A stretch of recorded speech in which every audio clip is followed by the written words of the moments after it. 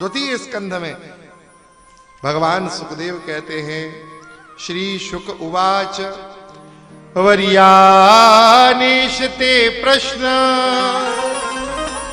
क्रतो लोकहितं नृपः। वर्यानेशते प्रश्न क्रतो लोकहितं नृपः।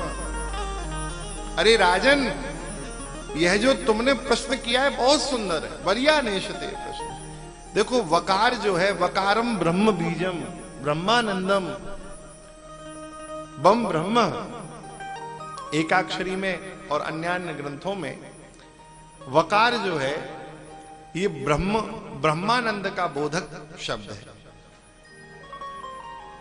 आप श्री रामचरितमानस की कथा सुनेंगे तो प्रारंभ कहां से होता है? वर्णानाम अर्थ संज्ञानाम, वकार से प्रारंभ है। और श्री मानस जी का आखिरी शब्द भी दह्यंति नो मानव, मानव, वाह, वकार में ही प्रारंभ है, वकार में ही विश्राम है। मानो ब्रह्मानंद के संपुट में गोस्वामी जी ने मानस को संपुटित कर दिया। श्री सुखदेव निरंतर ब्रह्मानंद के रस में निमग्न रहते हैं, इसलिए वकार से अपनी वाणी को प्रारंभ कर रहे हैं। राजन, बहुत सुंदर पूछा है। यह जो प्रश्न है ये लोक हितम नृपः, ये जगत कल्याण का प्रश्न आपने पूछा है। देखो, मनुष्य बड़ा प्रमादी है, प्रमत्त हो गया है। रोज हमारे ऊपर डांका पड़ रहा है, डांका, चोरी नहीं डांका हो रहा है। आंखों के नीचे से काजल चुराया जा रहा है। हमारी सबसे कीमती वस्तु रोज चोरी हो रही है। कौन चुरा रहा है?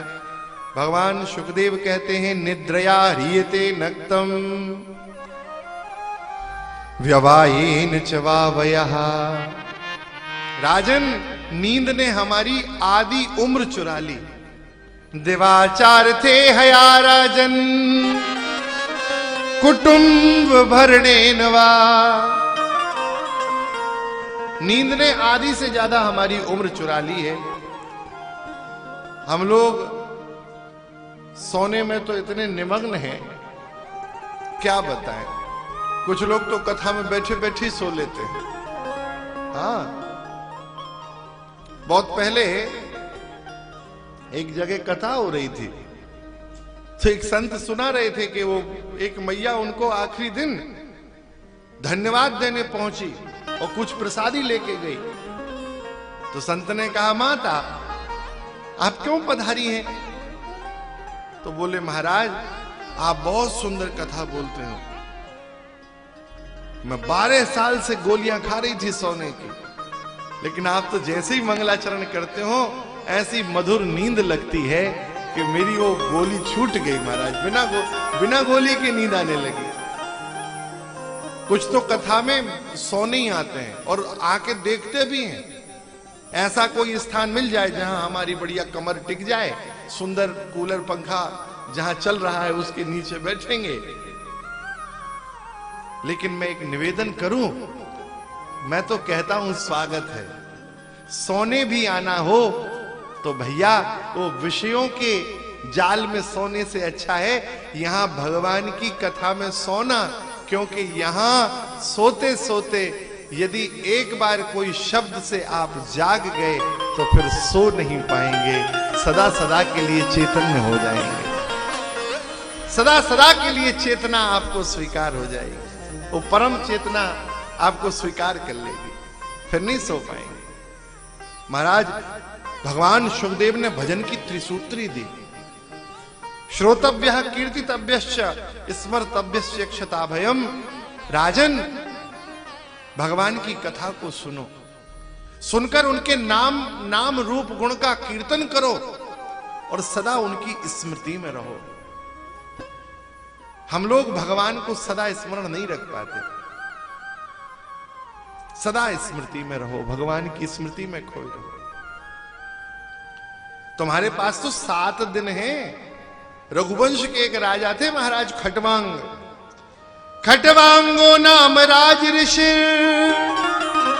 रघुवंश के राजा महाराज खटवांग इतने प्रतापी देवताओं का सहयोग करते थे। युद्ध में देवासुर संग्राम में सहयोग करने पहुंचे, देवताओं की विजय हुई। इंद्र बराबरी से सिंहासन पर बिठाता था। इंद्र ने स्वागत किया है। महाराज खटवांग से पूछा क्या सेवा करूं? महाराज खटवांग ने कहा हमारी आयु पृथ्वी पर कितनी शेष है, केवल इतनी हमको जानकारी दे दो। इंद्र ने कहा महाराज अब आप मत जाइए, आप तो यहीं विराजिए, क्योंकि आप पहुंचेंगे तो उसके पश्चात केवल 2 घड़ी आपकी आयु शेष रहेगी। 1 घड़ी में 24 मिनट, 2 घड़ी में कितना मिनट हुआ? 48 मिनट की आयु शेष है। महाराज खटवांग पधारे और आकर